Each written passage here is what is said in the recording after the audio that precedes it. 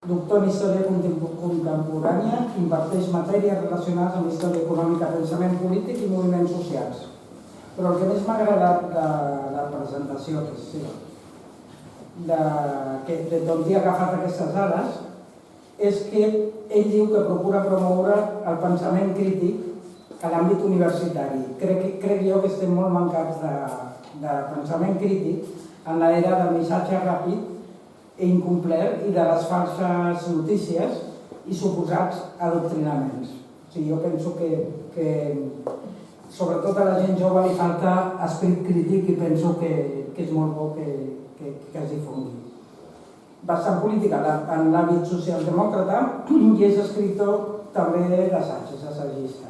Va tenir el Premi Fuster l'any 2013. Col·labora també amb diversos mitjans. Però avui el tenim aquí per un altre motiu.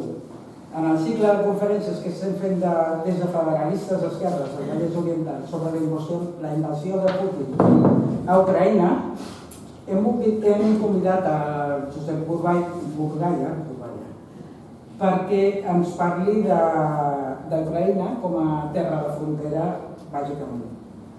Davant la lluita que ella ha parlat o ha escrit moltes vegades sobre l'hegemonia, davant la lluita per l'hegemonia dels Estats Units i Xina, Europa ocupa, incloent Europa Occidental, incloent Rússia, ocupa potser un lloc secundari, fet pel qual aniria molt bé trobar una forma d'anar junts amb cessió i compartició, de sobiranies dels estats. En aquest context, per què creus tu que Ucraïna és o segueix sent, o ha sigut sobretot, terra de frontera? Sí, una mica intentaré a la xerrada explicar-ho i donar algunes referències històriques. Jo que agraïm tota la presentació i agraïm a tots plegats que heu vingut aquí i dir-vos d'entrada. Voler parlar del tema d'Ucraïna, de la situació actual d'Ucraïna, és molt agosarat i només es pot fer entre amics, diguem-ne, perquè justament tenim molta informació, la qual cosa vol dir que estem bastant desinformats. El periodisme està fent un gran esforç en tot aquest conflicte i tenim periodistes que estan fent una feina extraordinària, però hi ha molt soroll ambiental, no? I tot canvia cada dia, tot és imprevisible i per tant massa informació generalment vol dir desinformació, no tenim la perspectiva i per tant tot el que es pugui dir sobre Ucraïna és provisional i això, s'ha de ser una mica agosarat havent dit tantes coses, tanta gent, voler dir alguna cosa més sobre Ucraïna. Jo, diguem-ne, quan se'm va plantejar el repte de fer aquesta xerrada, que vaig dir, jo el que puc afegir és algun element de context històric. Potser intentar situar aquest tema d'Ucraïna, diguem-ne, donar-li una dimensió en el passat, una mica potser per entendre més la situació actual. Ucraïna és, i ara us intentaré explicar-ho una mica de manera més formalitzada, Ucraïna és un territori dins aquesta Europa de moviments, de canvis, de desplaçaments continus al llarg del segle, des de l'edat mitjana. És un lloc de pas, com també ho és Catalunya i com també ho és Centre-Europa en general. És un lloc de pas, que vol dir lloc de barreja, vol dir lloc de conflicte històricament, vol dir que és una zona, és un país, un territori molt interessant, on la barreja té un lloc resultats molt especialment malment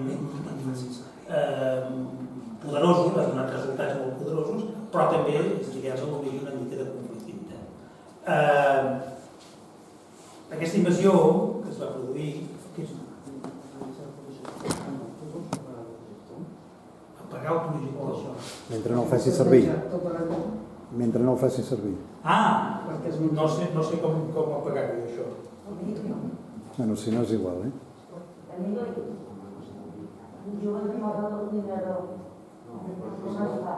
Passa que si apaguem l'ordinador llavors... No, el projector. Serà molt de tornar-lo... És igual. De tornar-lo a posar... És igual, endavant. Que es menja tota la llum i ens queden a les fresques. Endavant. Endavant? al voltant de la invasió s'ha produït, volia, i abans d'entrar en aspectes històrics, fer algunes reflexions. La primera qüestió és evident, és a dir, la invasió de Rússia a Ucraïna ha estat un cop al tauler geopolític, el tauler econòmic, el tauler militar, per tant ha estat un cop potent que alguns especialistes en geoestratègica potser tenien més o menys previst, o podien pensar que es donaria, però en tot cas no hi havia, és evident, Europa no havia fet la feina respecte a la possibilitat que es donés aquesta invasió i per tant ha agafat Europa i el món occidental en general en fals. Ràpidament s'ha evidenciat que aquest no era un conflicte localitzat, un conflicte temporal, sinó era un conflicte de llarg abast, en el qual intervenia, diguem-ne, en el qual la terra d'Ucraïna tenia un paper simbòlic.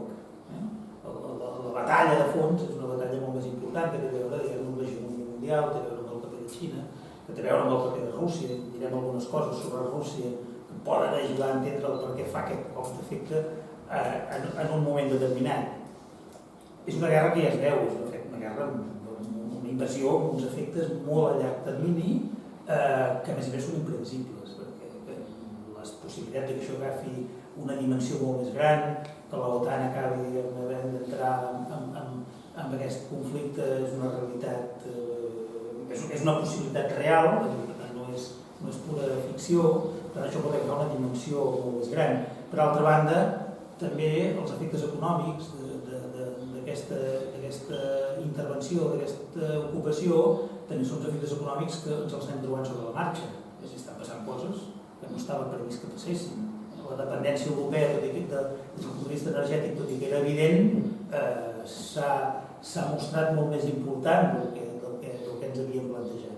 Ens ha generat problemes econòmics en el que fa referència a la inflació del món occidental, que té una transcendència extraordinària. Per tant, aquest no és un conflicte d'abast acotat, no és un conflicte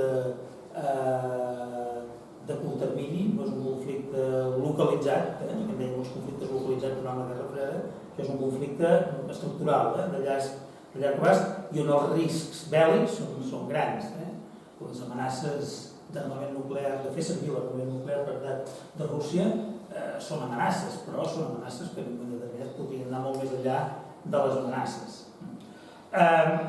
Alguns analistes han dit que això era un moviment que Rússia tenia preparat i com si Rússia estigués seguint un pla perfectament previst, detallat, etc.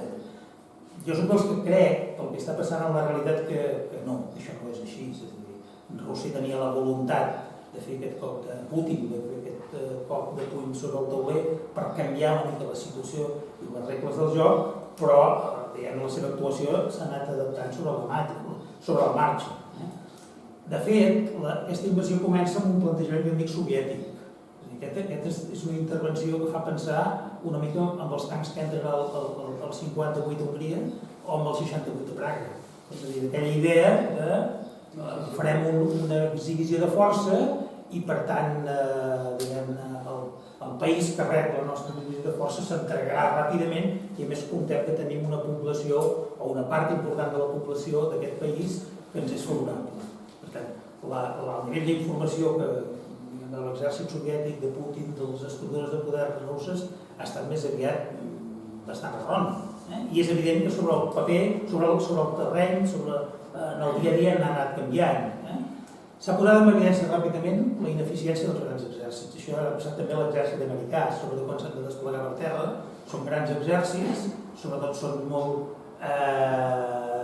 per tema perquè són exèrcits amb armament nuclear, però en tot cas són molt poc eficients per terra. En el cas rus, a més s'ha evidenciat els problemes de logística, els problemes d'avituallament, problemes per alimentar els soldats que s'intentaven desplegar, falta de combustible pels tancs, és una cosa, diguem-ne, una mica l'exèrcit de Pancho Villa, però amb una capacitat de foc brutal. I per tant, aquest exèrcit ineficient, però que té armes nuclears, és un exèrcit que no preveia que això es podia allargar, era una guerra o era una ocupació llampec, tal com estava plantejat inicialment, i és evident que això no ha estat una ocupació llampec, ni serà una ocupació llampec, i tampoc s'esperava la cohesió occidental. La cohesió occidental que té, diguem-ne, data de caducitat. Si aquest cap de setmana passat a França el resultat electoral és set un 51% Marine Le Pen, doncs ja teníem la divisió a Europa establerta sobre aquest tema. Fins a dia d'avui la unitat europea ha funcionat força, malgrat les dificultats de tenir Orbán i Hongria al costat d'això, i malgrat aquesta actitud de ser-hi però no ser d'Alemanya. Alemanya forma part del problema, Alemanya, tant per la seva vulnerabilitat des del punt de vista energètic, que fa que estiguin calladets, tant per la seva influència a Gazprom. Recordem que un ex-primer ministre alemany està a la direcció de Gazprom, i per tant, i Alemanya també està a l'origen del problema, després hi farem alguna referència, en el sentit que és qui va impulsar més aquesta política d'incorporar a la Unió Europea i d'incorporar a l'OTAN països de l'antic bloc soviètic, la qual cosa, diguem-ne, va ajudar a que des de Rússia es percebés la política occidental com una política agressiva o que en tot cas posava en perill la seva seguretat. Per tant, Alemanya forma part del problema i està dificultant ser part de la solució. Sembla clar, el que expliquen els analistes i veient una mica les prioritats en l'ús de la força que fa Rússia, que es va d'aquesta pretensió inicial de canvi de règim, de fer caure Zelensky i fer un canvi de règim i posar a Ucraïna un govern prorus, a una estratègia que no té res a veure, que és ocupar una part del territori, connectar les zones més prorusses, la zona de Crimea, la zona del Dnieper, i partir el país. Per tant, és una estratègia que no era prevista inicialment i que és molt més de llarg abast, de molt més desgast, etc. La sensació és que no es descarta a l'estratègia de Putin que l'allargament d'aquest conflicte acabi evidenciant la divisió occidental. Ahir van suspendre el subministre de gas a Polònia i a Bulgària, si no recordo malament. Per tant, està fent accions, està fent polítiques una mica intentant que aflori aquesta divisió dins de la Unió Europea, que pot aflorar en qualsevol moment, perquè la política, diguem-ne, de mà dura respecte a Rússia a Europa no és compartida exactament per tothom. De fet, tampoc és molt compartida a França. França és un aliat tradicional de Rússia. Enfront de l'enemistat alemanya amb Rússia, França sempre ha estat, i per això Macron, al principi de la guerra, és el que va pensar-se que podia fer un paper d'intermediació perquè és tradicionalment un aliat rus. El problema que planteja aquesta guerra des del primer dia és que Rússia no la pot perdre. És a dir, l'escenari de que Rússia perd la guerra i es retira és un escenari que probablement és molt romàntic, probablement ens agradaria a tots, però és un escenari que creure que és possible, que és previsible, que és factible. És a dir, Putin ha fet una cosa que és cremar els vaixells, en el sentit simbòlic i gairebé literal. És a dir, fa un desplegament de l'exèrcit, però no pot replegar aquest exèrcit sense una victòria. Sense una victòria, encara que militar no sigui una gran victòria, sinó una victòria política, que el pugui plantejar com una victòria política. Per tant, la retirada no és una opció. La victòria, diguem-ne, signar l'armistici, com una gran guerra amb Ucraïna i retirar l'exèrcit, això no és una possibilitat. Per tant, aquestes dinàmiques d'insuflar el bel·licisme tenen algun problema, que és allargar un conflicte i és allargar el patiment d'un país que va a una derrota segura, de més dimensió, de menys dimensió, aquesta derrota, que en tot cas va a una derrota assegurada, perquè a més el recurs a l'armament nuclear és un recurs que sempre estarà sobre la taula. És un recurs que sempre estarà sobre la taula i és de suposar que l'OTAN i el món occidental no es jugarà, no s'atrevirà a entrar en un conflicte d'aquestes característiques amb tot el que significaria. Per tant, no hi ha retrocés rus, només val la victòria. El problema és que en aquesta crema de vaixells que ha fet Rússia també ha cremat la seva imatge exterior, cap al món occidental. És a dir, aquesta és una guerra, i Rússia no ho tenia previst, és una guerra retransmesa per televisió, on els morts els veiem en primer pla per televisió. I això canvia molt les coses, això no és Síria, a la qual algú explica que han fet unes matances brutals, ens sorprenen, però no les veiem. Aquí veiem. I Butxa és el que serà el símbol d'aquesta guerra. El que ens quedarà d'aquesta guerra és aquest carrer de Butxa, a la qual es va assassinar, en el sentit literal, a persones d'una manera despietada. I, per tant, és difícil la sortida del conflicte en la mesura que en el relat d'aquesta guerra, ja sabeu la importància del relat en el món actual, en el relat d'aquesta guerra hi quedarà la brutalitat russa, que és certa per altra banda. I per tant això fa molt difícil de desmuntar el conflicte. També hi quedarà Mariúpol. Mariúpol és la ciutat devastada. És aquesta estratègia que ja havien practicat a Síria, d'asfixiar una ciutat i de destruir-la fins a que només quedi pedra sobre pedra.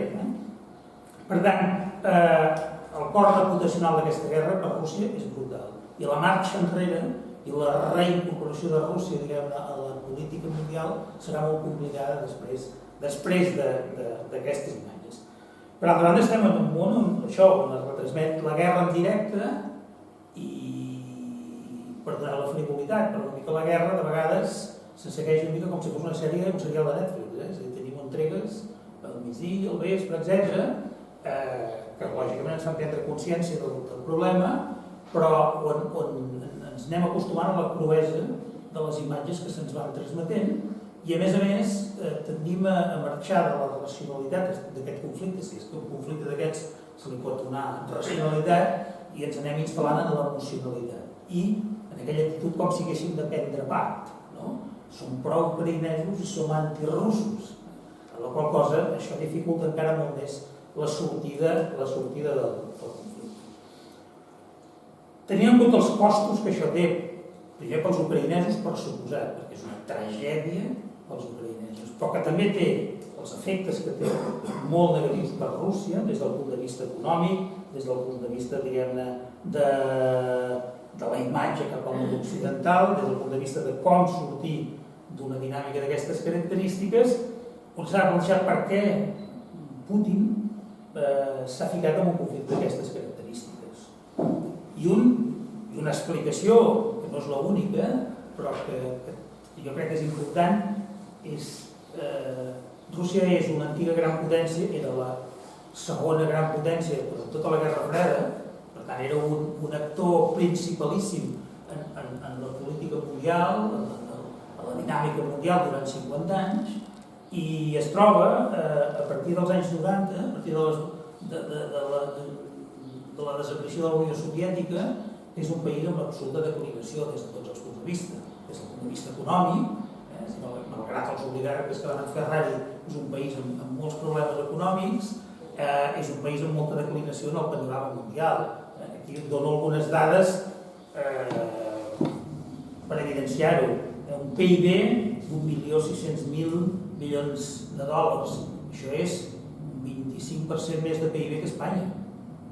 Un país que és el més gran del món i que té 4 vegades la població espanyola. I per tant estem parlant d'un país que des del punt de vista econòmic relativament feble. Està entre la 11a i la 12a economia del món. Una mica competint amb Corea del Sud. Aquesta és la dimensió de l'economia russa, per tant no és una gran potència. El PIB per càpita indica el que indica, però en tot cas sí que ens dona una mica la imatge del nivell de riquesa, un retrat del nivell de riquesa de 27.000 dòlars per càpita. Això situa en el PIB per càpita, és l'economia 50 a nivell mundial, l'economia 50, i és la segona economia mundial durant molts anys, i per tant era la gran potència, descansava sobre una economia potent. Per tant, és la 50a economia mundial per sota de Croàcia, l'economia russa està per sota de la de Croàcia i està al nivell de Malàisia o de Bulgària. Per tant, és el típic país empobrit, el típic país en declinació, l'antic imperi ferit, humiliat, etc. Tot això ajuda a entendre l'interès per fer aquest cop en el tauler, per recuperar un paper imperial que havia tingut, basant-se fonamentalment en una cosa, que és el disposar d'armament atòmic. Això és el que li dona l'avantatge competitiu a l'entorn, res més. Li dona un avantatge competitiu. La seva economia no és més potent que l'economia d'Ucraïna. L'avantatge competitiu és fonamentalment el disposar d'armament nuclear. Més perquè és la lògica del discurs nacionalista.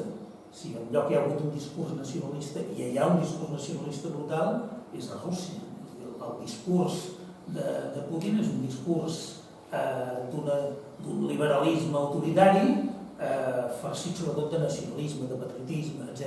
I per tant, com és evident, l'enemic exterior, l'expansió exterior, ha estat el gran mòbil, diguem-ne, de cohesió de països a Europa durant tot el segle XX. Va ser el discurs del nazisme, va ser el discurs del feixisme italià, etc. Per tant, és el nacionalisme, és l'enemic exterior, etc. Aquesta lògica és el que dona cohesió a la població russa i, per tant, aquesta lògica nacionalista ajuda a entendre també el perquè d'aquesta opció. Hi ha una percepció, hi ha hagut a Rússia una percepció real de falta de seguretat, lligada amb un poderós ressentiment cap a Europa i cap al món occidental. Això, en qualsevol cas, ho dic ara i el que diré, no justifica l'invasió, ni de tros. Però, en tot cas, fins i tot per fer accions tan brutals com aquesta, i tan, si voleu, injustificades, hi ha sempre raons. I, per tant, l'expansió de l'OTAN cap a l'est s'ha vist a Rússia com un element de falta de consideració, com un element de posar en perill la seva seguretat. Vull recordar que la desfeta de la Unió Soviètica es va pactar que l'OTAN no entraria en els antics països del Pacte de Varsòvia. I això s'ha incomplert, que hi poden haver totes les raons del món per incomplir-ho, però en tot cas, des de Rússia, això s'ha vist com una agressió, com un perill, etc. Per tant, s'han incomplert compromisos que es van signar el 1995. Des de Rússia s'ha vist els darrers 30 anys la necessitat de debilitar la Unió Europea. S'ha vist la Unió Europea com un contrincant, com un perill, amb l'OTAN al darrere, i per tant la necessitat de debilitar la Unió Europea. I d'aquí que Putin hagi fet intervencions directes o indirectes. Va intervenir a través de tot aquest sistema d'intervenció a internet, d'utilitzar els bots, etc., amb el Brexit britànic. Com sabeu, i pot semblar ridícul, però ha intervingut amb el tema català, amb el tema de l'independentisme català. Per tant, hi ha una necessitat d'obrir fronts a la Unió Europea, d'intervenir, i el risc ara que intervingués en les eleccions franceses, a través de l'ús de sistemes digitals, etc. Per tant, hi ha una necessitat de debilitar la Unió Europea. Hi ha un concepte que les grans potències sempre tenen, que és el concepte de l'espai vital. És a dir, la idea que Rússia és un gran país, un gran imperi que necessita d'expansió, necessita de territori. Això és paradoxal en un país que és el més gran del món. Però en tot cas hi ha aquesta sensació de necessitem espai vital. I Ucraïna no és un espai vital qualsevol. Ucraïna és un territori des del punt de vista agrícola i de recursos naturals molt important. Per tant, diguem-ne, des de Rússia es veu aquest concepte de l'espai vital, que és un aspecte que des del segle XIX han fet servir Alemanya, han fet servir Itàlia, etc. Fins i tot va fer servir Espanya en algun moment, és l'idea de l'espai vital. Ha tingut aquesta sensació d'assetjament i d'aïllament russià, ha conreat aquesta imatge de ser un país assetjat, d'aquest nacionalisme rus, de marcar aquest enemic exterior, etc. I per altra banda, sempre han tingut el tema energètic com un element de fortalesa, com saber que era un element en el qual podien operar des del punt de vista geopolític. La dependència energètica d'Europa brutal respecte a Rússia com un element que els feia considerar que es mereixien un respecte que no se'ls hi ha tingut des del punt de vista polític i geopolític, amb una Europa des del punt de vista de la geopolítica posada en braços nord-americans i per tant vivint d'esquenes al que és Rússia. Històricament, i per això he posat aquest mapa, diguem-ne, físic, històricament des de Rússia s'ha vist Ucraïna com un lloc de debilitat. És a dir, Rússia és un país relativament protegit darrere cadenes muntanyoses on l'orografia li dona un cert encaix, una certa seguretat, però les planes d'Ucraïna, diguem-ne, és el lloc de debilitat, és el lloc en el qual hi han entrat des de Napoleó fins als alemanys, a la Segona Guerra Mundial, és el lloc de les invasions russes. I per tant el control d'aquest territori es considera estratègic, perquè és un punt flac, un punt dèbil, és un punt de relatiu fàcil accés, és a dir, un cop s'ocupa Ucraïna, ràpidament s'és a Moscou. I per tant és el camí lògic, encara que sobre el paper podria semblar que hi ha camins més lògics, el camí lògic des del punt de vista orogràfic és el pas per Ucraïna. Per tant, les invasions occidentals han passat sempre per Ucraïna. I per tant, no controlar aquest territori genera sensació d'inseguretat. Aquesta Rússia que se sent assetjada, aquest imperi en declinació que se sent feble i que es veu en la necessitat de demostrar la seva, diguem-ne, antiga puixança. Al costat d'això, els darrers 30 anys han hagut errors, entenc jo, importants per part dels països europeus, els països de la Unió Europea respecte a Rússia. Insisteixo en el que he dit al començament, això no justifica cap invasió, ni Mariúpol, ni Butxa, ni de bon tros. Però en tot cas, sí que la relació de la Unió Europea i dels països europeus respecte a Rússia ha estat una relació, diguem-ne, de desconsideració, de dependència per un costat des del punt de vista energètic, però alhora un tractament amb una certa arrogància respecte a Rússia, la qual, en un moment determinat, als anys 90, la pròpia Rússia es va plantejar la possibilitat de demanar l'ingrés a la Unió Europea. Això ara es pot semblar insòlit. I la Unió Europea, diguem-ne, ja de manera informal va deixar clar que Rússia no formava part d'un territori, d'un país, d'un poble. En l'època de Gorbachev. Exactament. Això es va arribar a plantejar, però es va despreciar perquè es va considerar, sobretot França i Alemanya van pensar que un país tan gran com Rússia, diguem-ne, trencava els equilibris dins de la Unió Europea i per tant era un país que no els convenia. Per tant, Europa no ha sabut bastir durant aquests 30 anys relacions de cooperació, de col·laboració, de veïnatge. Rússia és veí, per definició, de la Unió Europea. Un veí al qual el necessites des del punt de vista estratègic, des del punt de vista dels recursos. Tot semblaria indicar que el millor, encara que políticament tingui un règim polític amb moltes mancances des del punt de vista democràtic, semblaria raonable establir bones relacions amb un país que és tan important, que en depèn energèticament, especialment Alemanya, i que el veïnatge és inevitable. I això Europa no ho ha fet. I per tant, el menyspreu d'Europa respecte a Rússia ha anat lligat al menyspreu que Putin ha expressat respecte a la Unió Europea. Putin ni parla de la Unió Europea, parla d'alguns països, parla amb Gran Bretanya, parla amb França i parla amb els Estats Units. Però per Putin la Unió Europea no és interlocutor, per tant hi ha un menyspreu absolut a la Unió Europea. Però esclar, aquesta és la relació que s'ha establert durant aquests anys. I per tant això dificulta moltíssim sortir una mica del punt de conflicte en el qual estem situats actualment. Per Rússia, Europa, la Unió Europea, són un conjunt de països subordinats a l'estratègia nord-americana.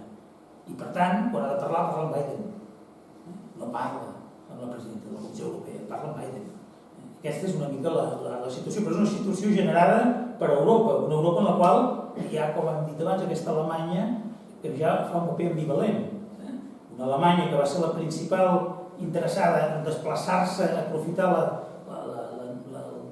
l'ensociada guerra, el desmuntament del sistema soviètic per expansionar-se cap a l'est de manera molt ràpida, incorporant a la Unió Europea països que no complien cap requisit des del punt de vista democràtic per incorporar-se a la Unió Europea. És a dir, a Bulgària, a Hongria, no se'ls va demanar els requisits que es van demanar a Espanya, Grècia o Portugal, de convergència democràtica per entrar a la Unió Europea. No se'ls va demanar. Alemanya tenia un interès especial per anar cap a aquests territoris, era en zona d'expansió natural, i per tant, diguem, Alemanya és una part d'aquest problema. Per tant, Europa té responsabilitats en haver creat les condicions que no justifiquen la invasió, però que ha creat unes condicions en les quals Rússia fa servir com a excusa per la invasió. Per tant, una certa autocrítica d'Europa també seria interessant en aquest context. Però al final de tot això, i a mi em sembla que és el tema clau, és el paper que juga Xina. Xina és el convidat invisible. Però en tot cas, Rússia no mou res sense que Xina hi doni el vistiplau, sense el suport de Xina, sense el suport xinès. Rússia no es podria haver embarcat en aquest conflicte. Per tant, aquest cop sobre la taula que ha fet Rússia i aquesta moguda de tauler del joc d'escac geopolític, a Xina li convenia. Li interessava aquesta dinàmica de competència comercial amb els Estats Units i amb el món occidental, però també en aquesta dinàmica en la qual Xina vol anar jugant un paper cada vegada més important. No se sortirà del conflicte sense una negociació en la qual Xina jugui un paper clau, sense la qual Xina obligui a Rússia a fer canvis. Per tant, s'ha d'entendre tot això també en clau, diguem-ne, del que és la situació de Xina i la seva rivalitat amb els Estats Units. Dit això, alguna qüestió sobre això de les nacions i els estats, perquè des de Rússia, Ucraïna no té una identitat nacional i Ucraïna seria, diguem-ne, una variant russa, i hi ha qui considera que els estats han de ser, diguem-ne, nacions homogènies. I per tant, al voltant d'aquest tema ha sorgit tota aquesta qüestió dels estats, de les nacions, etc. Hi ha coses que per mi són clares. No hi ha estats nacionals purs. No hi ha estats nacionals purs. Tots els estats europeus estan composats, diguem-ne, de diversitat ètnica, cultural, lingüística, etc. Tots els estats. Tots els estats. I per altra banda, les identitats nacionals és un fenomen que s'inventa al segle XIX. S'agafen unes característiques determinades i es diu que la identitat nacional d'un país és aquest. Això aquí a Catalunya hem tenit força de tota aquesta qüestió que es digui que ser català és ser d'una determinada manera sense marge per ser d'una altra manera. Ucraïna, històricament, i això ho veurem alguns mapes, Ucraïna és un territori que ha fluctuat. És un país d'aquells que s'ha mogut. Cada guerra, diguem-ne, canvia, el seu territori és diferent. També li ha passat a Polònia. Això és un territori fluctuant que es constitueix històricament en funció de les tensions que hi ha a l'entorn. Les tensions amb Polònia, amb Rússia, amb Alemanya, etc. Certament una zona de pas entre Europa i Orient, claríssimament. És una zona de pas i per tant una zona de tensions. És una zona de conflicte històric entre eslaus i germànics, que és un dels temes, diguem-ne, que ha polaritzat històricament Rússia. Hi ha una forta competència territorial, històrica, d'Ucraïna, amb Polònia, però també amb els magiars d'Hongria. Hi ha territoris històricament de disputa. La Galícia, que és aquest territori que ara és ucraïnès, ara és polonès, que ha anat canviant de mans, és un exemple d'aquestes tensions. Fa frontera amb l'imperi otomà i Turquia, per tant és un lloc molt clau, molt estratègic, molt de pas, com dèiem. Algunes dades respecte a grups ètnics, etc.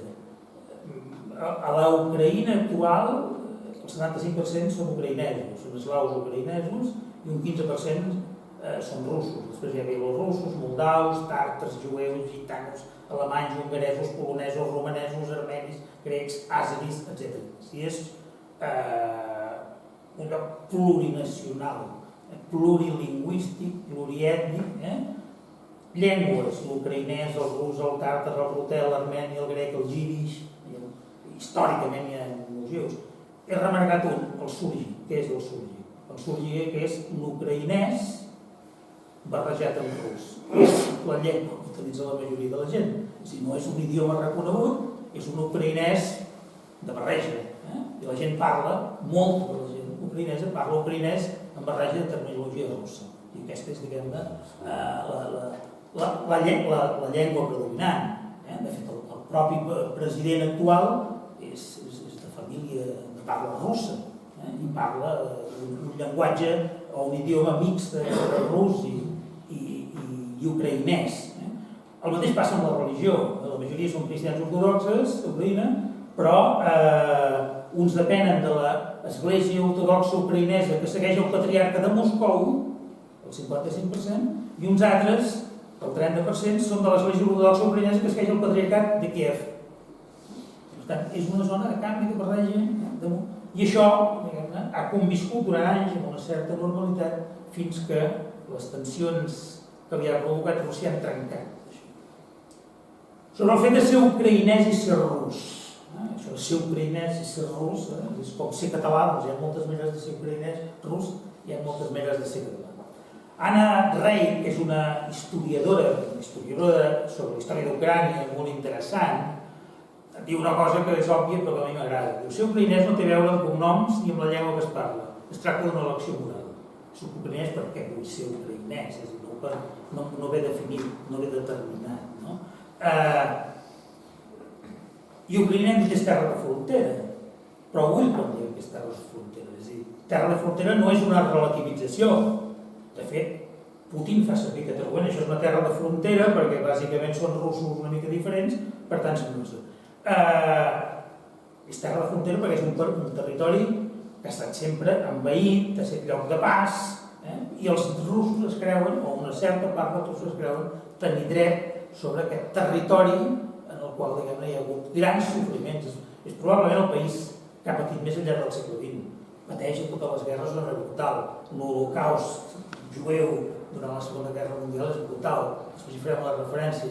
L'estalinisme es recrea amb matar per fam un mínim de 4 milions de persones, alguns diuen 12 milions de persones, durant els anys 30. Però és un país que ha patit i ha patit molt.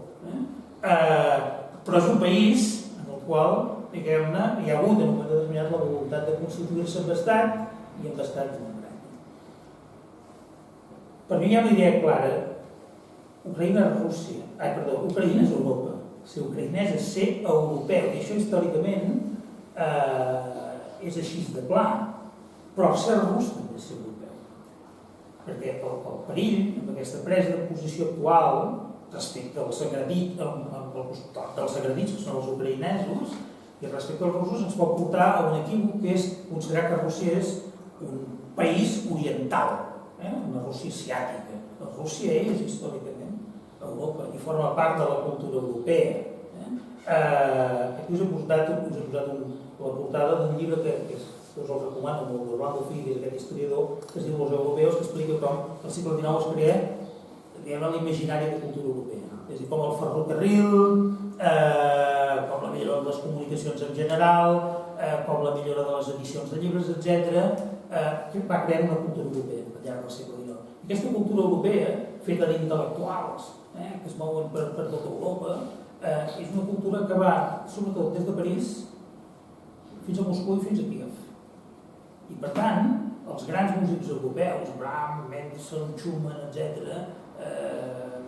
fan concerts a tots aquests països, a totes aquestes ciutats que hi ha aquesta Europa, on Espanya és relativament marginal. Els grans escriptors europeus, entre ells els russos, circulen per totes aquestes ciutats, van als balnearis d'Europa, etc. I per tant, Moscou, Sant Petersburg, no més que Moscou, Sant Petersburg, Kiev, és plena Europa, és centre Europa. És aquesta Europa cultural, aquesta noció de l'U europeu, que també explica Figes, que es produeix al llarg del segle XIX, primer en el període romàntic i després en el període del realisme. Hi ha escriptors que són renombrats, que probablement no se sap massa, que són territorialment d'origen ucraïnès. És el cas de Gogol, que és una figura literària russa, és ucraïnès, que després fa la seva carrera literària a Sant Petersburg.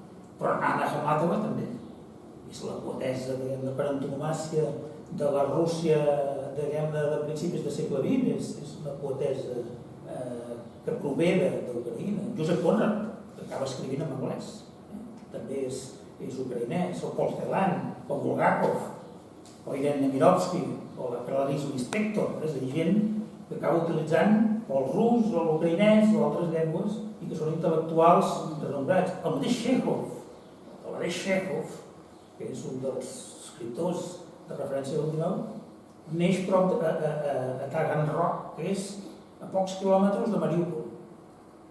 Hi ha la frontera russa, dins de la frontera russa, però diguem-ne, neix prop de Mariúpol i té la seva propietat i es desplaça per aquest territori, és un dels intel·lectuals, un dels escriptors de referència del segle XIX. Això és Europa, aquesta Europa del Turgenev, de l'Apollini i el Luis Viardot, aquesta Europa feta de músics, d'intel·lectuals, d'artistes que van circular entre aquestes grans ciutats, on hi ha Sant Petersburg, hi ha Moscou, una mica menys, i hi ha Kiev. I on no hi ha ni Barcelona ni Madrid. Per tant, això és el cor d'Europa. Per tant, Ucraïna és un país multiètnic, és híbrid, en el millor del sentit del terme híbrid, i és un Babel on es parlen multitud de llengües, Ucraïna. I això no ho invalida com a estat independent, just al contrari, el justifica encara més. Però fixem-nos al costat d'això, Rússia és un país encara més variat. Té 160 grups ètnics. Només el 80% de russos són russos, en el sentit estricte del terme, eslaus, blancs, de la tipologia russa, només el 80%. Es parla més de 100 llengües a Rússia. Per tant, és un país més multiètnic i més multicultural del que ho és Ucraïna. I per tant, l'argument de la monoculturalitat és un argument que no serveix. Algunes qüestions, miraré de no allargar-me gaire, històriques. Rússia té el mite que la terra de naixement de Rússia és Ucraïna. Per tant, reivindica Ucraïna com el seu lloc d'origen. L'origen de Rússia és això que se'n diu el Gran Rus de Kíev. Això són tribus eslaves que entre els segles IX i XIII s'uneixen. I això es forma el que se'n diu el Gran Rus de Kíev, Gran Rus, que després donarà nom a Rússia. I per tant, això, els russos de Putin, diguem-ne, és la demostració que Ucraïna és la terra mare. Aquestes tribus es cohesionen en la seva resistència enfront dels mongols, que aquests sí són d'origen oriental i que lluiten pel territori. Es viurà durant l'edat mitjana hegemonies diverses, però en tot cas el mateix territori és l'estat fundacional tant per russos com per ucraïnesos.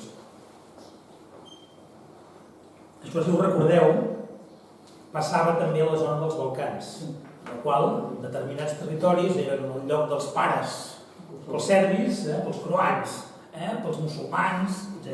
I per tant, aquest sentit de propietat sobre una determinada terra. D'eslaus n'hi ha orientals, n'hi ha bàsicament de tres tipus: russos, ucraïnesos i bielorussos. Per tant, els ucraïnesos és una tipologia que no és molt diferent dels específicament russos o bielorussos, com en tot cas és una tipologia que prové d'aquesta època de l'edat mitjana. És un territori Ucraïna d'ocupacions diverses, i durant èpoques l'ocupen eslaus, polonesos, russos, lituans, els cosacs, els alemanys. Per tant, és un territori ocupat. I el cas de Galítsia ja l'hem assenyalat abans, que és un territori que ara és de Polònia, ara és de Rússia, ara és d'Ucraïna, anirà girant. És molt important per la definició d'Ucraïna la revolta dels cosacs de 1648, amb un líder que és Khmelnytsky, que és una mica la referència històrica dels cosacs i de la... és la referència dels equivalent als almogàvers catalans. És el gran patriarca del segle XVII, que genera aquest sentit d'ucraïnitat. Vindrà després, al segle següent, Ivan Mazepa és un dels fundadors de la pàtria ucraïnesa, en el sentit que és qui fa la recuperació històrica d'Ucraïna, que escriu la història d'Ucraïna i que, a més, una persona adinerada que destina molts recursos a recuperar vestigis històrics, entre ells la catedral de Santa Sofia de Kíev. I per tant, Mazepa és un dels referents del segle XIX. Com molts altres llocs d'Europa, al segle XIX, en un territori que no té, una configuració com a estat, es produeix un moviment nacionalista de tipus romàntic. Al segle XIX.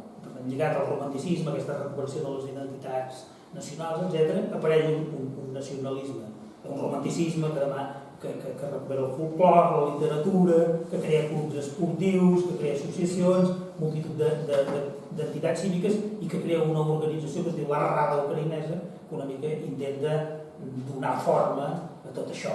Una mica un procés paral·lel que s'està produint amb els orígens del catalanisme del segle XIX, l'aparició dels Jocs Florals, etc. Això és un procés que es reprodueix, el romanticisme existeix a tot arreu i afecta a tot arreu. Com tots els països té un poeta nacional, al segle XIX, però els poetes nacionals es creen al segle XIX. I aquí a Catalunya vam crear Verdaguer, va buscar una figura que pogués competir amb el Frederic Mistral francès d'Occitània, i es crea la figura de Verdaguer.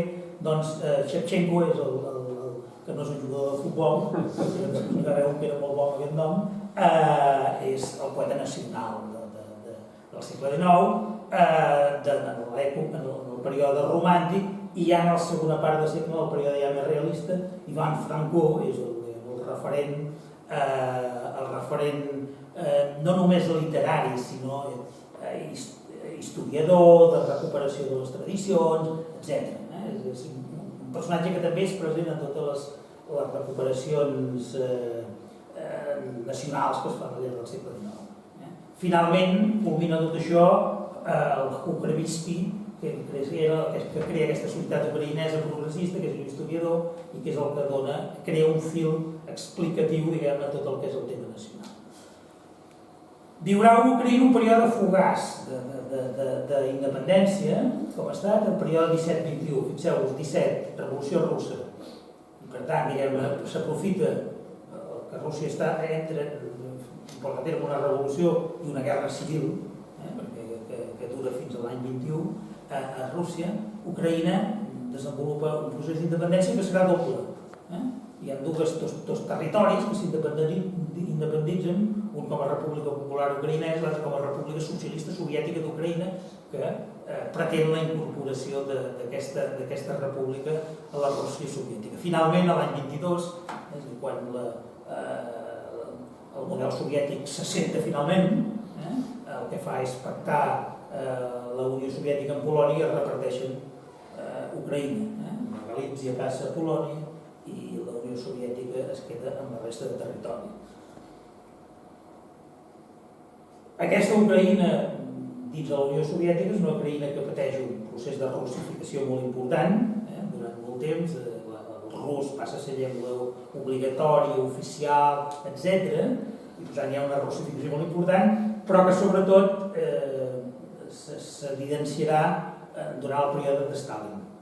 Durant el període de Stalin es produeix això que es coneix, sembla un nom ridícul, això del Holodomor, que és una gran fam. De fet, el Holodomor vol dir això, hambruna, una fam en la qual moren entre 4 i 12 milions de persones. 4 estan ben justificats, 12 potser és excessiu, però entre 7 i 8 milions de persones seria l'explicació. Què succeeix? Per què aquesta gran fam provocada? És tot el procés de col·lectivització agrària que es fa durant el sistema soviètic, a l'època de Stalin, en el qual es liquida el sistema d'explotació privada de l'agricultura i s'estableix el sistema públic dels kolkhos, dels sovkhos, aquest sistema col·lectivitzat, i el que es fa és desplaçar població agrícola per tot el territori i sobretot es fa una col·lectivització forçada en un país com Ucraïna, en un territori com Ucraïna, en una regió com Ucraïna, en la qual hi havia una propietat privada agrícola molt assentada, molt forta, que resisteix a tot això. Per tant, Stalin actua amb una duresa extraordinària desplaçant els pagesos, els kulaks, els propietaris, els petits propietaris, desplaçant-los cap a Sibèria, és a dir, cap a la conquesta de noves terres agrícoles, i desplaça gent d'altres territoris de Rússia cap a Ucraïna. Perquè hi ha en Stalin una certa voluntat de barrejar consciències nacionals, justament per diluir-les, perquè les desapareixen, i per tant aquesta gran fam és el resultat de tot això. Us he posat aquesta fotografia d'aquesta nena, que és suportable. Les fotografies que hi ha sobre el Holodomor són brutals, són imatges de cossos de camp de concentració. És una brutalitat el que succeeix en aquest període. Però no acaba aquí el sofriment, aquesta Ucraïna castigada. hi ha la invasió alemanya, del 41 al 44. Alemanya envaeix Rússia per aquí i ocupa aquest territori, és l'operació Barbarroja. Quan comença l'ocupació alemanya hi ha un nacionalisme ucraïnès que declara la independència del país. Alemanya no reconeixerà aquesta independència, però sí que hi haurà un nacionalisme ucraïnès, i això és el que li retreu Putin a Ucraïna ara, que col·labora amb el nazisme.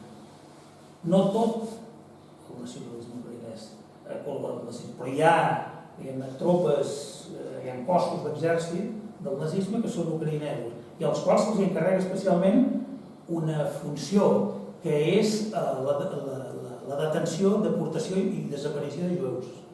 S'encarrega a grups ucraïnesos que es vinculen al nazisme, que entenen que el nazisme és una finestra d'oportunitat per aconseguir la independència. I per tant s'involucren amb el que és el nazisme i això és el que ha deixat aquesta empremta de dir ucraïnès, nacionalista ucraïnès igual a nazi. Putin parla de la desnazificació, fa referència a aquest element històric que no va ser majoritari però que en tot cas es va produir. El setge de Kíev, per part dels alemanys, va ser brutal, les matances de jueus són increïbles,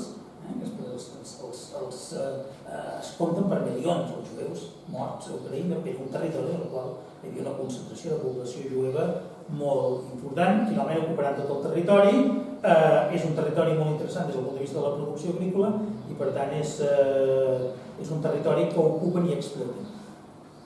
Rússia, la Unió Soviètica recuperarà, ucraïnesos lluitaran al costat de l'exèrcit roig per l'alliberament dels alemanys. Això ara Putin no ho recorda, la quantitat de morts en defensa de l'exèrcit roig per desallotjar els alemanys. Per tant, a partir del 45, la Unió Soviètica recupera el control d'Ucraïna, recupera, aprofitant els tractats de pau de final de la Segona Guerra Mundial, recupera la Galícia, és a dir, aquest territori que sempre s'ha anat desplaçant, és a dir, com sabeu, després de la Segona Guerra Mundial, Polònia es desplaça en el mapa, es desplaça cap a Rússia, agafa una part d'Alemanya i deixa una part del territori de Polònia que passa a Rússia. La Galícia és un d'aquests territoris que són ucraïnesos, bàsicament, que passa a Rússia.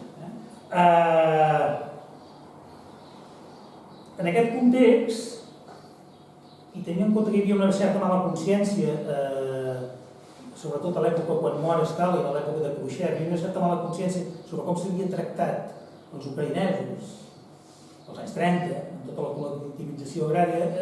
El que fa Khrushchev és, com a compensació, els annexiona a la regió que es considera internament una república socialista, una regió interna de la Unió Soviètica, els incorpora a Crimea, que no era un territori que fins aleshores formés part. I d'aquí que Crimea, pels russos actualment i per Putin, sigui considerat un territori que pertany a Rússia, perquè de fet va ser entregat per Khrushchev com una compensació a Crimea. Tenia un caràcter simbòlic i de fet fins a dia d'avui la majoria d'aquí és rossa. Dins aquest període llarg de l'ocupació soviètica, va del 45 al 91, el 86 hi ha l'accident de Txernòbil, la central nuclear de Txernòbil, que posa en evidència moltes coses, però entre altres, a part del perill de l'energia nuclear, posa en evidència una altra cosa, que és el caràcter, diguem-ne, decadent com a potència econòmica i tecnològica de Rússia.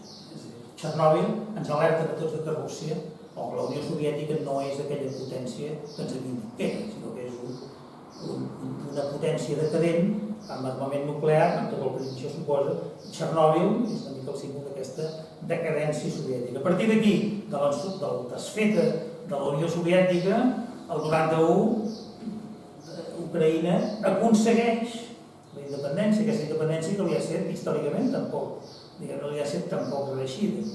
Davant aquesta desfeta, el 91, el Parlament a l'agost i després un referèndum, es crea l'estat d'Ucraïna, on es produeix un fet curiós que aquests dies s'ha recordat. Ucraïna tenia molt armament nuclear en el seu territori.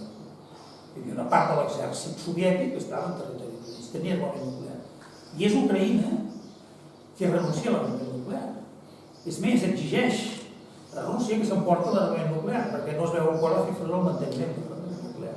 probablement a dia d'avui alguns sectors de l'exèrcit se'n deuen arrepentir força de no haver considerat l'armament nuclear, però en tot cas va ser una decisió que es va prendre en aquell moment. Va ser una independència tutelada, entre el 91 i el 2005 aproximadament, diguem-ne, el règim aquest de primer de Kravchuk i després de Kuchma és diguem-ne una Ucraïna independent, però continua tenint molts vincles econòmics, culturals i de tot tipus amb Rússia, ja no amb la Unió Soviètica.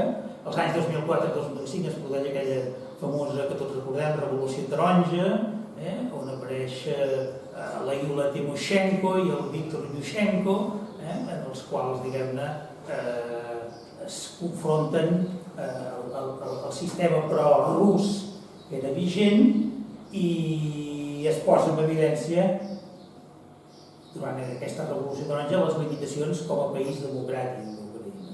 És a dir, Ucraïna com la mateixa Rússia i tots els països que formen part de la Unió Soviètica tenien un problema si tots els anys 90, és que no tenien una tradició democràtica, no hi havia un passat democràtic, hi havia Rússia i el tsarisme abans de la revolució, per tant no hi ha un passat democràtic. I la falta d'una cultura democràtica té una certa importància, té una certa dificultat per crear una dinàmica democràtica, unes institucions completament democràtiques i per tant la corrupció, les actituds autoritàries són presents en tots aquests països. També a Ucraïna i també entre els dirigents d'aquesta revolució taronja, els quals de ser uns ídols nacionals passen a decaure amb bastanta rapidesa justament perquè els dos líders s'acaben confrontant-se entre ells, etc. Això portarà, primer, la revolució taronja i per tant un règim independent de Rússia que és vigent fins al 2010, però el 2010 Yanukovych puja al poder fins al 2014 i torna a fer una política clarament pro-russa, un candidat que va guanyar les eleccions ajudat, impulsat per Rússia. És durant aquest mandat de Yanukovych, si recordeu, que es produeix l'Euromaidan, la concentració de la plaça Maidan als anys 13-14, en el qual apareix aquest europeisme que és sinònim de democràcia, d'independència respecte a Rússia, de cohesió respecte al nacionalisme rus, i és en aquest Euromaidan on bona part de les reivindicacions, o el centre de les reivindicacions són de tipus democràtic, on apareix, es visualitza una extrema dreta, que també actua a l'Euromaidan i que acabarà sent una mica la que es quedarà amb la fotografia i amb el relat de l'Euromaidan. No és que la revolta de la plaça Maidan sigui d'extrema dreta, però l'extrema dreta acaba utilitzant l'extrema dreta amb un discurs nacionalista ucraïnès molt potent, antirus, etc. I per tant es crea una polarització que d'alguna manera s'acabarà portant fins als nostres dies. Després de la plaça Maidan hi haurà durant un temps, entre el 14 i el 19, Petro Poroshenko al poder, que és algú que afectat per casos de corrupció, sobre els Panama Papers, amb comptes a l'estranger, per tant, un personatge que juga la carta d'una Ucraïna independent, però és un personatge molt vinculat a la corrupció i, situats al 2014, comença el famós referèndum de Crimea, en el qual Rússia té l'excusa per incorporar Crimea o reincorporar Crimea i es produeix també tot el referèndum a la zona del Donetsk i del Lugansk, a l'agost del 14, on aquests territoris són territoris amb important població russa que revolta, diguem-ne, en favor de la incorporació a Rússia i enfront d'Ucraïna. Una guerra que va passar més o menys desapercebuda, 14.000 morts, que no és una tonteria, que acaba amb la pau de Minsk del 2015, però que les hostilitats a partir del 2015 es mantenen fins a arribar a aquesta intervenció russa i aquestes hostilitats justifiquen la intervenció russa. Aquest és una mica el recorregut històric que tenia ganes de fer per situar el tema d'Ucraïna, Rússia, etc. Per acabar, algunes consideracions. Tots condemnem, probablement, quasi tots condemnem la intervenció russa, la brutalitat russa, la tragèdia que Rússia, la Rússia de Putin s'entén, està sotmetent a Ucraïna. Però més enllà de la condemna, cap on anem? Quina és la sortida d'això? Perquè és un tema que ens involucra, ens interpel·la a tots els països i ens involucra a tots els països. És evident, en qualsevol cas, els grans perdedors són els ucraïnesos. Les imatges de televisió no enganyen. Hi ha genocidi, aquest genocidi genera cohesió nacional i genera un sentiment antirus. És a dir, el que el nacionalisme del segle XIX no va aconseguir a Ucraïna, ho aconsegueix Rússia. És unir Ucraïna no sota una bandera ètnica, sinó sota una bandera de defensa dels valors democràtics i de la independència d'un determinat estat, basat en els valors democràtics. Per tant, hi ha un procés de cohesió nacional molt gran a Ucraïna. Una segona consideració, és òbvia, no hi ha romanticisme en les guerres. A vegades diguem resistent, no hi ha romanticisme. Aquí hi ha una batalla pel relat molt important. En aquesta batalla pel relat a nivell internacional, evidentment, s'imposa el relat ucraïnès perquè és l'agredit, les imatges són clares, però evidentment aquest relat dins de Rússia és un altre. És evident, i són coses que jo crec que cal afirmar, això no és una guerra entre països, això és una invasió. És una mica diferent, la situació. Però, més enllà que és una invasió, l'aspecte bèl·lic d'aquest conflicte és complex, és una sortida una mica difícil, ho he dit al principi. La derrota russa no és una opció, per tant no es pot contemplar. Però també hi ha alguns plantejaments respecte a la sol·licitud de pau, poso pau entre cometes, que el significat és una mica ambivalent. És a dir, quan diem pau, per sobretot, que estem dient que els agredits no tenen dret a defensar-se, per tant, el terme pau, tots volem la pau, però si quan un país és agredit poses per davant la pau i no armem els ucraïnesos perquè el que volem és la pau, el que estem dient és facilitem que Rússia ocupi tot el territori, que continuï el genocidi sobre el territori. Per tant, l'ús del terme pau és una mica confusionari. Pot ser que s'utilitzi amb bona fe, però també pot ser que s'utilitzi amb mala fe, perquè un considera que ja està bé que Rússia ocupi aquest territori. L'armament d'Ucraïna implica allargar la guerra. I probablement, quan diguem que s'allarga la guerra i que Rússia no aconsegueix els seus objectius, això ens satisfà. Però allarguem el sofriment. L'escenari no és un escenari molt positiu. Resistir vol dir diferir el sofriment. En tot cas, allargar el sofriment. En aquest procés, a Europa hi ha molts russòfons. I s'està evidenciant i cada vegada més. I al principi del conflicte apareixen menys, però ara apareixen més. Hi ha molta gent que posa en dubte aquesta agressió i considera una guerra justa. I això a dreta i a esquerra. Hi ha una certa esquerra a Europa i a Espanya i a Catalunya que pel seu antiamericanisme li fa defensar qualsevol tipus de cosa que passa al món i com que a més es ve d'una cultura que s'havia defensat el model soviètic en algun moment, amb la boca petita o amb la boca més gran, doncs per tant,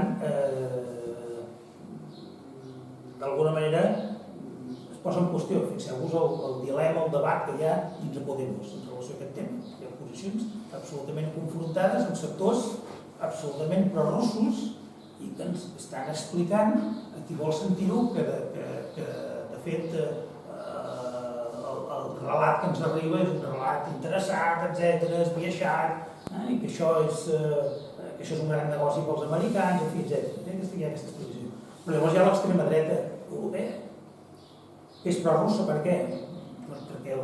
Perquè s'identifica amb les limitacions democràtiques de Rússia.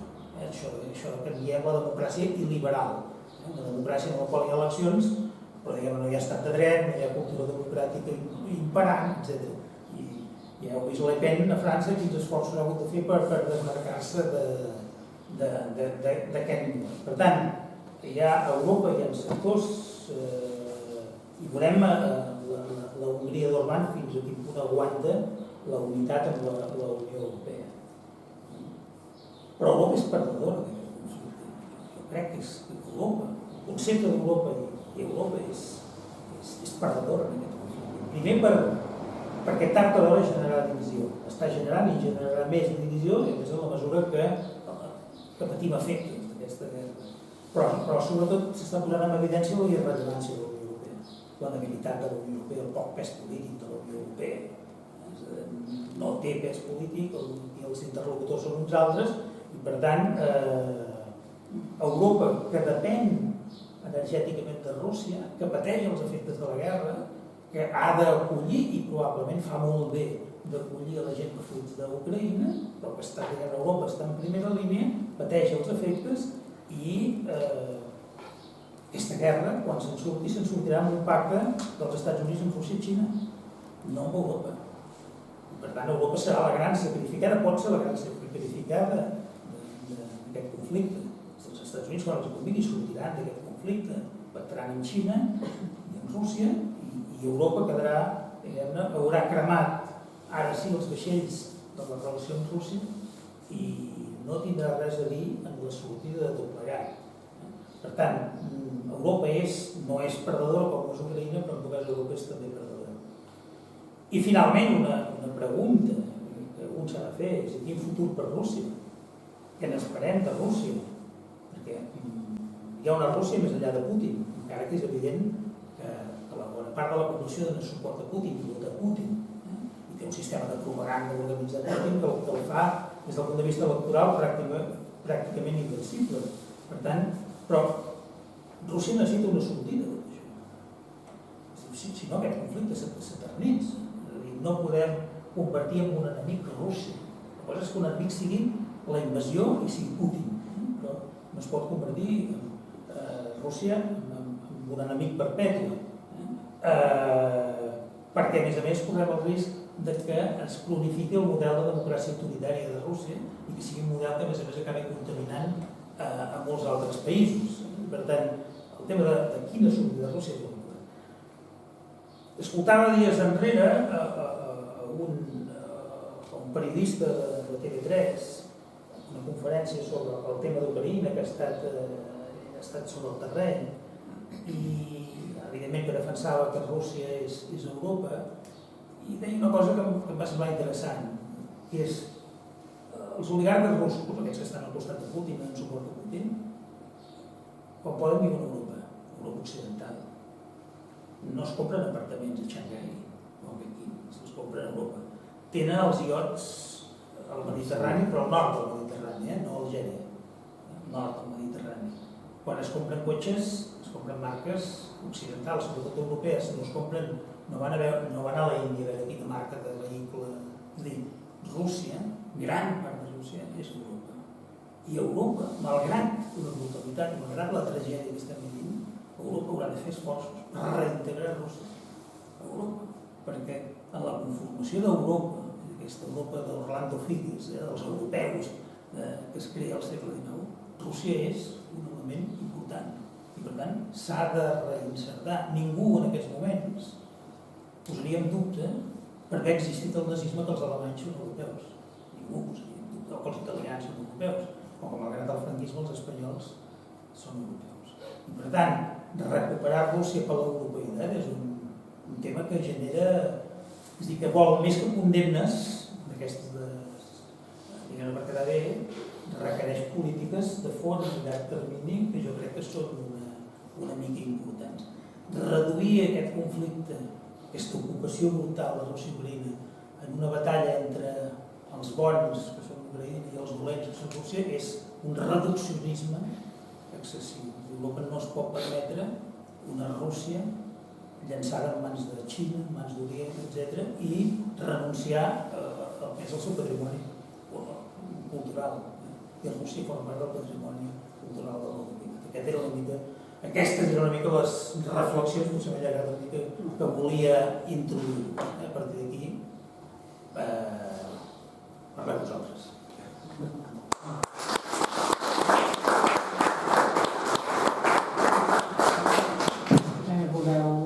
Jo només et volia preguntar quina sortida li veus a Putin. Vull dir que el seu poble, no sé si el seu poble es pot aixecar, en un moment donat. Diuen que el 9 de maig té que tenir això